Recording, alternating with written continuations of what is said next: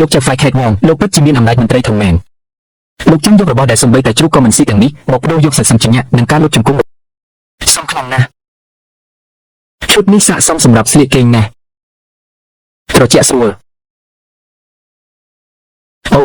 ពួកអញទៅតែពាក់ស្បែកជើងបែបនេះលើកនេះមិនសូវត្រូវជើងបន្តិចហើយពាក់ឲ្យបានច្រើនដងទៅនឹងលេងអីហើយឲ្យតែបងថ្លៃថាស្អាតគឺពួកយើងពេញចិត្តហើយ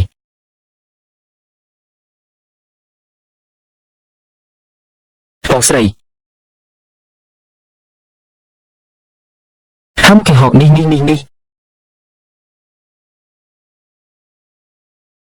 ជូសុំទោសណាខ្ញុំមិនបានចិត្តណាស់ទេមិនអីទេបងថ្លៃគឺមកពីខ្ញុំមិនប្រយ័ត្នខ្លួនឯងទៅដួលវាពិតជារំភើបជាងការទៅនឹងសមរភូមិខ្យល់ក្មេងស្រីទាំងពីរនាក់នេះប្រហែលជាមិនរំលឹកគុណទេដឹងហាំពេលនេះយប់ជ្រៅហើយស្អែកយើងត្រូវរៀបចំកន្លែងស្នាក់នៅឲ្យជនរួមឯងប្រញាប់ត្រឡប់ទៅសម្រាប់ទៅលើក្រោយពាក់ស្បែកជើងនេះត្រូវប្រយ័ត្នហាំតិច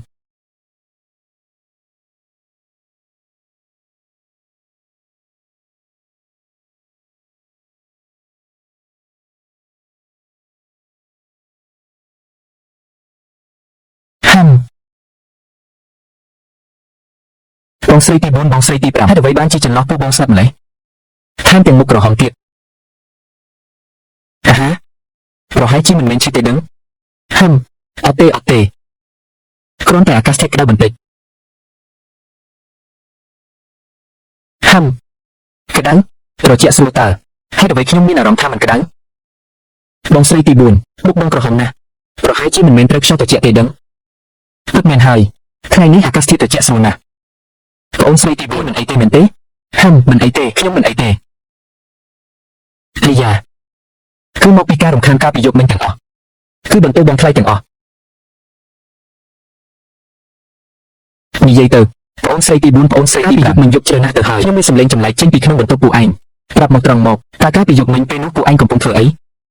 នៅពេលនោះតើបងកំពុងធ្វើអ្វីនៅក្នុងឡាន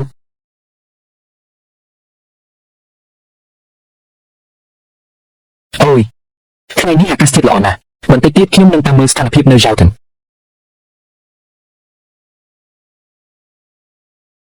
បងថ្លៃពិតជាមានទឹកចិត្តណាស់ប៉ុន្តែរឿងខ្លះគួរតែចេះប្រយ័ត្នប្រយែងខ្លះទៅល្អ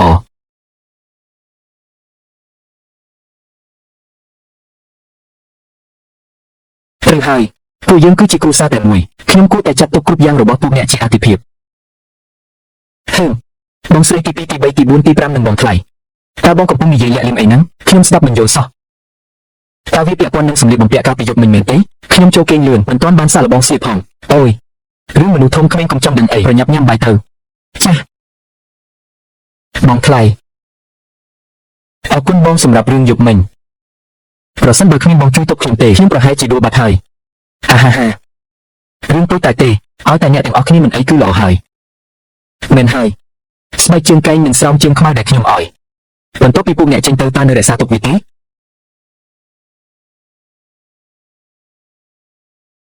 នៅតើពិតជាទុកហើយគ្រាន់តែថាស្អីទៅគ្រាន់តែថាខោអាវនោះស្អាតខ្លាំងពេកពួកយើងស្លៀកមិនទំលាប់សោះត្រូវចំណាយពេលសាំនឹងវាបន្តិចស្លៀកហើយក៏គ្មានអ្នកណាមើលដែរឬមួយក៏យប់នេះពួកយើងទៅបន្ទប់បងថ្លៃឲ្យបងមើលម្ដងទៀតទៅ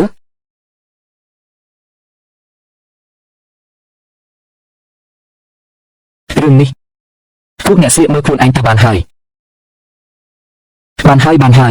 ជុំរំខានបងថ្លៃប្រញាប់ញ៉ាំបាយតាំងបន្តិចទៀតត្រូវទៅជួយចែកបបរដល់ជនរងគ្រោះទៀតចេះនឹកស្មានមិនដល់ថាក្មេងស្រីជាជំម្នាក់នេះកាន់តែហ៊ានខ្លាឡើងហើយប៉ុន្តែពេលនេះញញឹមពិតជាស្អាតណាស់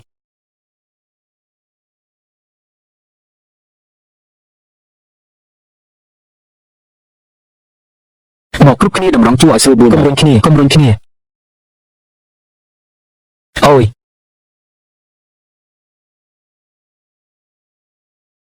យ៉ាងម៉េចហើយអាយអូយបងថ្លៃបងទៅសម្រាប់បន្តិចទៅបាទមិនអីទេទុកឲ្យខ្ញុំធ្វើចុះបងថ្លៃបងស្រីទី4និងទី5នៅចិត្តរវើកជួនកាលអាចនឹងលេងសាច់ជ្រូកបន្តិចបងកុំប្រកាន់អីមិនអីទេខ្ញុំគិតថាគ្មានអ្វីទេខ្ញុំគិតថាពួកយើងបែបនេះល្អណាស់គ្រួសាររស់នៅយ៉ាងអ៊ូអរខ្ញុំគិតថាទៅថ្ងៃមុខមានអ្វីនិយាយត្រង់មកពួកឯងមិនមែនមិនស្គាល់ថាបងថ្លៃជាមនុស្សបែបណានោះទេអីចឹងឡើយហើយពួកយើងសុទ្ធតែដឹងថាបងថ្លៃគឺជាសុភាពបុរសពិតមែនហើយ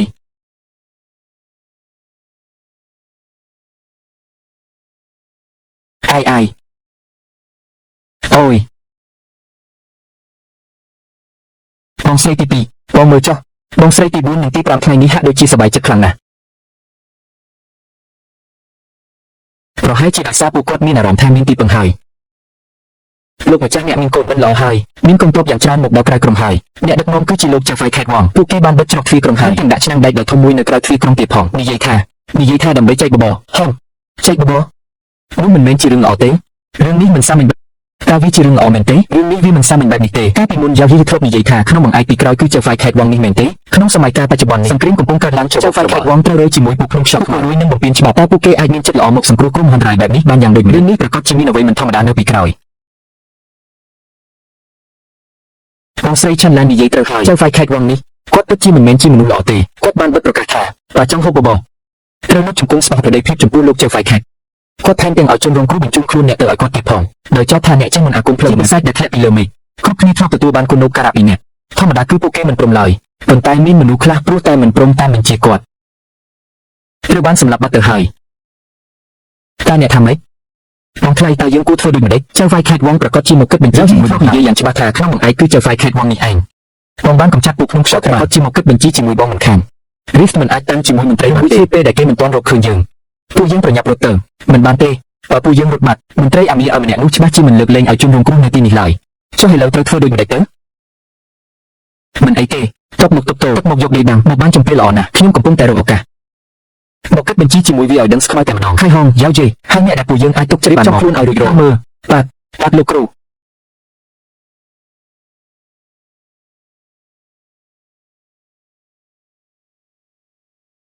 យើងបាននឹកអាសូរដល់ពួកអ្នកដែលរងទុក្ខដោយការអត់ឃ្លាន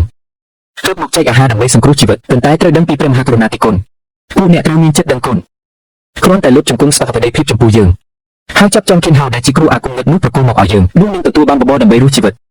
ជេររំណាស់ល្អនេះគឺជាលទ្ធផលហើយខ្ញុំដាក់អ្នកចុះទៅពួកអ្នកមានទោសឲ្យលោកម្ចាស់នេះជិត1ម៉ោងទៅហើយខ្ញុំមើលទៅពួកជនខិលខូចទាំងនេះតាំងចិត្តប្រឆាំងនឹងលោកម្ចាស់ហើយដើម្បីបង្ខំអាគ្រូមិនអាគមគិនហៅនោះឲ្យខ្ញុំគិតថាគួរតែសម្លាប់ម្នាក់ទៀតហើយខ្ញុំមនុស្សល្ងងខ្លៅដែលរឹងរូសខ្លាំងណាស់ក្នុងពេលដែលពួកឯងរឹងរូសបែបនេះអញ្ចឹងយើងនឹងសម្លាប់ពី3នាក់ទៀត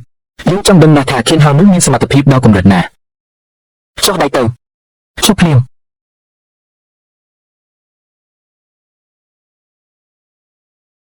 លោកចាហ្វៃខេតវងលោកពិតជាមានអំណាចមន្ត្រីធំមែនលោកចង់យករបស់ដែលសំបីតែជ្រុកក៏មិនស៊ីទាំងនេះមកបដូរយកសិទ្ធិសម្ជ្ញានិងការលុបជង្គង់របស់ប្រជាជនក្រុងវារបស់ខ្ញុំឬឯងគឺជាគិនហៅហើយទីបំផុតយើងអាចបង្ខំឯងឲ្យចេញមុខមកបានហើយម្នាក់ដែលលោកចង់រកគឺខ្ញុំវាមិនពាក់ព័ន្ធនឹងពួកគេទេលែងពួកគេទៅខ្លាំងគិនហៅតើនរណាឲ្យសេចក្តីក្លាហានឯងមកនិយាយជាមួយយើងបែបនេះហើយពីថាយ៉ាវហ៊ីយូនៅបន្ទីខ្យល់ខ្មៅស្លាប់នៅក្នុងភពពិតមែនហើយគឺខ្ញុំជាអ្នកសម្លាប់គេលោកចាហ្វៃខេតវងដែលសុំក្រឡុំជាមួយចៅ